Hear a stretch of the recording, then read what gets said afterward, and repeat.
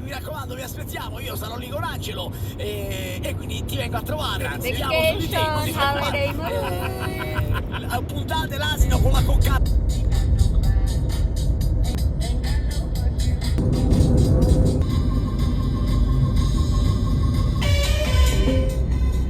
C'è un...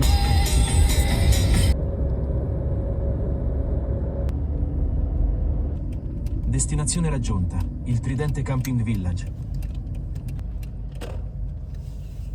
We arrive in our destination and we will see if there is available in this camping village because we didn't do any reservation through online. So luckily it's not fully booked, so we found a space for our tent and we are starting to installing right now. Ora mi ha detto.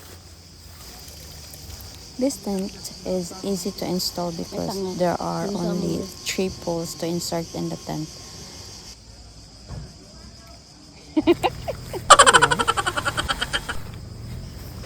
Buti na wala na yung stress niya kaka-video, nagpo-post na siya ngayon.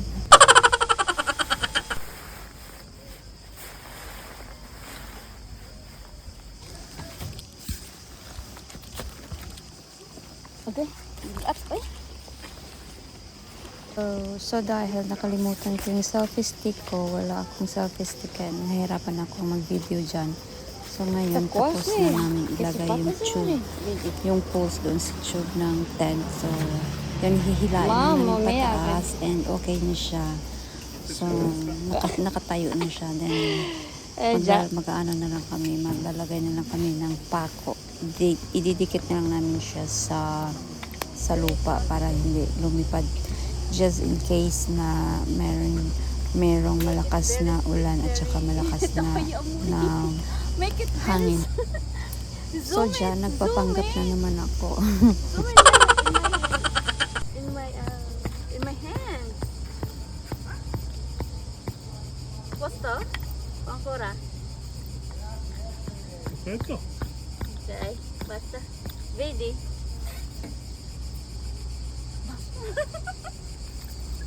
Dai!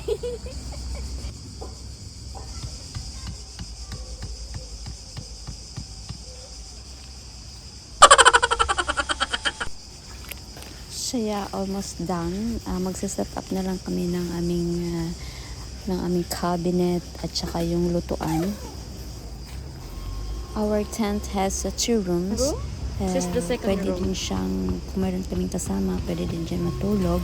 Pero just because we are only 2, ginawa naming dressing room. And the other room, dito kami matutulog. So mag-i-install ulit kami ng airbed.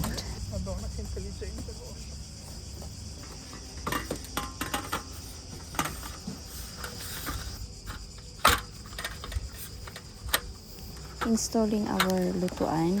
Sa baba, may cabinet siya. Pwede kang maglagay ng things for cooking food or whatever you have. So, ganito ang itsura niya pag na-installed na.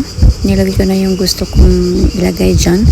There are also 2 small table both sides. The other one, you can put the condiments, and the other table, you can make it for chopping if you like to cook something. This one, another folding cabinet. I can put the groceries inside. And on the top, we can use to put the toiletries. And we have also a small refrigerator. The airbed is ready, starting to put the bed sheets. By the way, our tent has a black color inside para kahit tanghali na, pwede ka pa rin matulog dahil madilim pa din sa loob. We use sleeping bag instead of duvet for practical reason.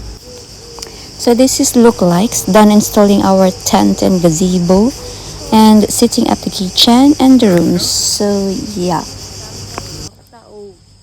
Stanca morta amore, dopo 5 ore di montare con questa tenda e gazebo